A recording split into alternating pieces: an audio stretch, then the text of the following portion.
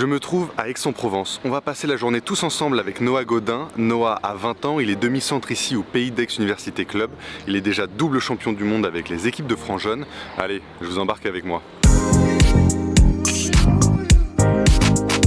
Bon, je rentre chez Noah sans toquer. Je suis un fou, peur de rien. Est-ce qu'il n'y aurait pas quelqu'un par ici? Bienvenue chez moi du coup. Tu nous fais visiter? Allez, petit tour. Alors là c'est mon petit salon, canapé. Bon, la télé j'ai mis dans ma chambre du coup, mais plus trop un salon mais. C'est vrai. Donc là c'est le petit espace cuisine, voilà. Où je passe beaucoup de temps à faire des pâtes. Ouais, des pâtes. Là c'est ma salle de bain. Je dois mettre une machine à laver encore, mais voilà. Tranquille. Là c'est l'espace chambre. La chambre avec la télé justement que j'ai enlevé du mur. Et la terrasse, l'espace phare de l'appart. Pas trop de vis-à-vis donc c'est cool. Voilà. C'est le club du coup qui te loge en fait? Ouais c'est ça, c'est le club qui me loge, donc qui m'a pris l'habitation et voilà donc je suis très bien ici là. Dès qu'ils m'ont proposé j'ai accepté parce que c'est top pour moi. Ça va, 20 ans de vivre tout seul, ça se passe? Ouais c'est très bien. Voilà, la liberté, je trouve ça top. J'ai mes potes là qui habitent aussi dans le même immeuble que moi, du coup je suis rarement seul, mais c'est cool. On va à l'entraînement hein. Allez hein. Il est 9h, c'est parti. Qu'est-ce que t'as dans ton sac? Dans mon sac, alors là j'ai rien, mais justement j'avais des affaires. C'est plus pratique. Du coup, je suis déjà en tenue d'entraînement. Du coup je mets des affaires de rechange. Des petits caleçons gauche. Hop. Et la short. Et on est parti. Comme en 40. Comme en 40. Ouais, en voiture Simone. Ah ouais, tu dors.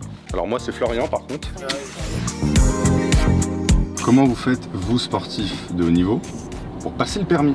Enfin, déjà, est-ce que tu as le permis? Oui, j'espère. Je l'ai acheté pas cher. C'est vrai. Ouais. Non, c'est vrai que c'est compliqué avec les entraînements tous les jours, les déplacements. Moi, quand j'avais un peu de vacances, j'étais en équipe de France, du coup, j'avais pas trop le temps. Je faisais 1 heure par-ci, 1 heure par-là et c'était compliqué. Mais j'ai mis 6 mois, je crois, pour faire toutes les heures. J'ai eu la chance d'avoir un mec à l'auto-école qui connaissait le club et qui pouvait venir me chercher à la salle et me redéposer.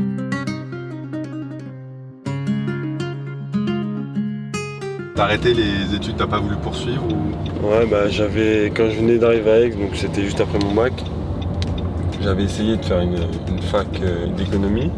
C'était très compliqué parce qu'il m'avait aménagé les cours, mais c'était soit toute la matinée, soit toute l'après-midi à chaque fois, tous les jours. Et le bac mais oui, j'ai le bac ES, mention assez bien, attention. Mais je vais pas rien faire.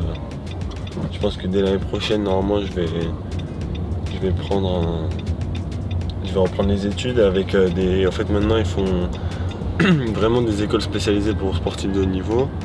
Où en fait, c'est que par internet les cours, ils t'envoient tout et tu dois bosser chez toi. C'est important d'avoir un truc à côté, quoi.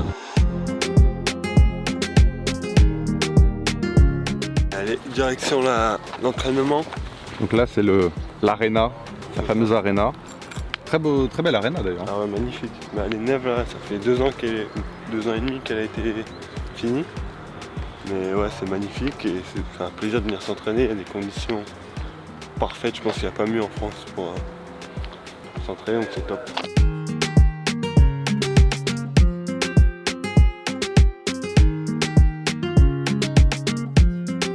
Des caisses, on peut savoir ce qu'il y a là-dedans ou pas? Là-dedans, c'est tous les Vaut journalistes. mieux pas savoir. Tous les journalistes qui ont fait un mauvais travail, ils finissent là-dedans. Et il y en a une pour toi alors. C'est vrai? Ah ouais.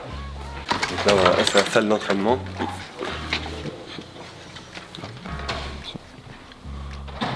Ah oui. Voilà, là c'est la salle d'entraînement. Et ça c'est les bancs, ça c'est la meilleure chose de l'aréna ça. Je me permets d'aller m'asseoir pour voir. Ah ouais. Vous êtes bien là hein? Je vais rester comme ça.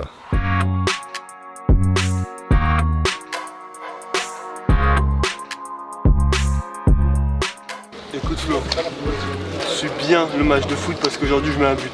C'est tranquille aujourd'hui, c'est séance foot comme ils enchaînent 2 matchs dans la semaine à des dates assez rapprochées, ils ont choisi de faire un petit foot et Noah m'a dit qu'on l'appelait El Matador. Bah, j'ai hâte de voir ça.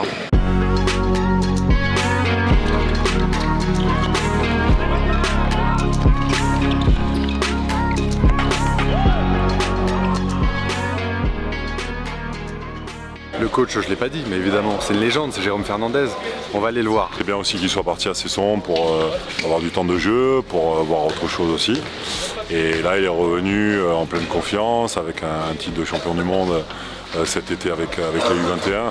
Et c'est vrai que les jeunes, est-ce que ça lui fait changer un petit peu de statut ou pas du tout? Disons que c'est vrai que le niveau de la Lidl Star League aujourd'hui fait que il y a un gros écart de niveau entre les U21 et le championnat. Néanmoins, le fait d'avoir réussi sa compétition à titre individuel et en plus avec son équipe d'être revenu avec un titre, il est arrivé en pleine confiance. Et finalement, depuis le début du mois d'août, quand il a repris avec nous, on ressent cette confiance. Lui en plus nous fait confiance dans l'évolution du jeu. C'est un joueur qui est certes grand et qui a de grosses capacités de buteur, mais qui est aussi très mobile, très rapide sur ses appuis. C'est un garçon qui est toujours à l'écoute, qui a envie d'apprendre, qui a envie de progresser, qui est très ambitieux, qui apprendra très certainement avec le temps à mieux travailler et à mieux gérer ses émotions. Mais ce qu'il fait actuellement nous convient déjà très très bien. Moi, le seul frein que je vois pour Noah par rapport à l'équipe de France au grand, c'est pour l'instant, on va dire, son retard au niveau de son épanouissement physique. Il y a encore beaucoup de boulot à faire. Je pense qu'en rigolant, je lui dis, mais je pense qu'il lui manque encore 10 kilos avant de pouvoir se frotter aux grands joueurs internationaux. T'as quand même un club ou un pays dans lequel tu rêverais de jouer? Moi, depuis toujours, depuis que je suis tout petit, c'est l'Allemagne qui me fait rêver. Parce que voilà, c'est une culture, c'est vraiment une culture différente là-bas. C'est tous les matchs, les salles sont incroyables, avec beaucoup de monde. Il y a une grosse intensité dans le championnat avec toutes les équipes qui peuvent battre presque toutes les équipes. Et j'adore vraiment ce championnat. Moi, je suis né en Allemagne et mon père a joué donc en Allemagne et franchement c'est vraiment quelque chose qui me fait rêver. Quel buteur, hein, t'avais raison, le goléador. Matador là. Attends, mais moi au foot je suis injouable, je suis injouable. J'espère que tu mettras les images parce que pour moi c'est le truc le plus important de la semaine.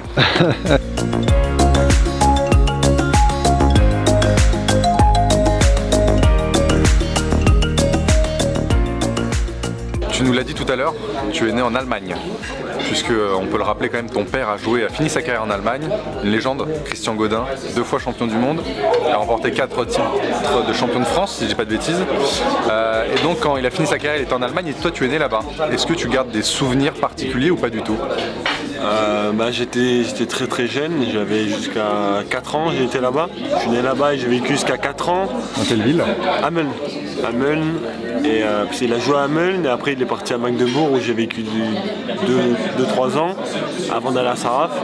Je garde pas de souvenirs intacts vraiment de là-bas, mais bon, il y a quelques flashs mais après c'est plus en voyant des photos, des souvenirs, des trucs, voilà, ça retrace un peu la petite histoire, mais pas de souvenirs en particulier. Bien sûr, c'est des souvenirs quand j'allais à Kindergarten, c'est la crèche là-bas en fait. Tu parles allemand un peu ou? Un peu. C'était ma langue natale, je parlais couramment quand j'étais petit. Et vu qu'à 4 ans je suis revenu en France, j'ai continué un peu à parler allemand avec mes frères au début et après j'ai arrêté et en fait tout oublie vite quoi. Tu as 2 frères du coup, Thomas et Clément, qui sont tous les 2 plus vieux que toi. Ouais. Que font-ils? C'est des handballeurs aussi à la base? Ouais, des handballeurs. Comme tu l'as dit, papa était handballeur de très haut niveau. On a suivi le chemin, voilà, ils nous ont jamais poussé nos parents, mais on a quand même voulu faire ça. Clément, il est à Nice, gardien de but. Il est à Nice en D2, ça se passe bien. Et Thomas, lui, il a changé de voie. Il a décidé d'arrêter le haut niveau. Il veut se consacrer maintenant à des études de kiné qu'il va faire en Allemagne en jouant toujours à bon niveau au handball pour faire plaisir mais pas à haut niveau. Et voilà, on se suit tous les 3. Vous vous entendez bien tous les 3 On a une relation très proche tous les 3. Ça, c'est l'avenue de la grimace. Ah bon? Ouais. Impossible de faire une tête bien, tu vois, t'es obligé de plisser les yeux ici. C'est sur l'avenue de la Grimace. Voilà. On vous laisse et on vous retrouve tout de suite en centre-ville.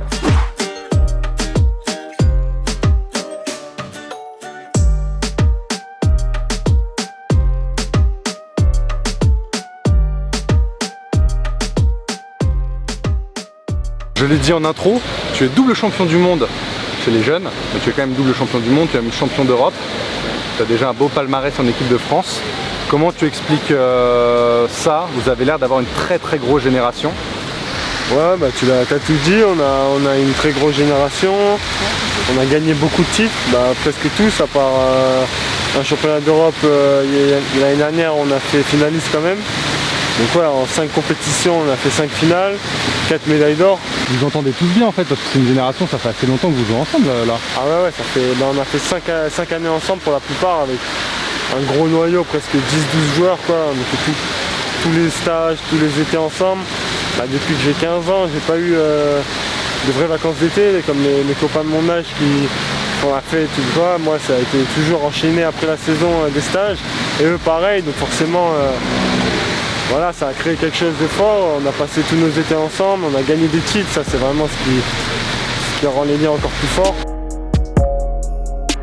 L'épisode touche à sa fin, peut-être qu'on ne se reverra jamais Noah. Donc moi j'aimerais savoir ce que tu vas devenir dans 5 ans et dans 15 ans. Donc dans 5 ans j'espère être encore handballeur, c'est pas ce qui va arriver, hein.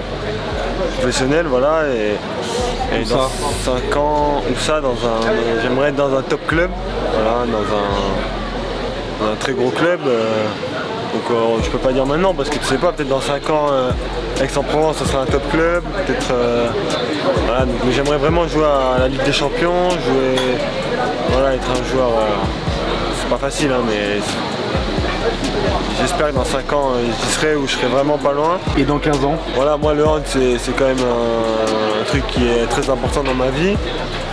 Après, dès là, rester après, pourquoi pas, mais j'ai pas réfléchi. Mais ce qui est sûr, c'est qu'entraîneur, par exemple, ça je peux pas. Je veux pas maintenant, mais je sais que je voudrais jamais. Là, je vais faire des études en technique de commercialisation, sûrement. C'est quelque chose qui me plaît, donc après ça peut faire un lien avec le sport aussi, bien sûr. Mais voilà, après on verra, mais pour l'instant je me prends pas la tête, je me projette pas trop et je vis au jour le jour.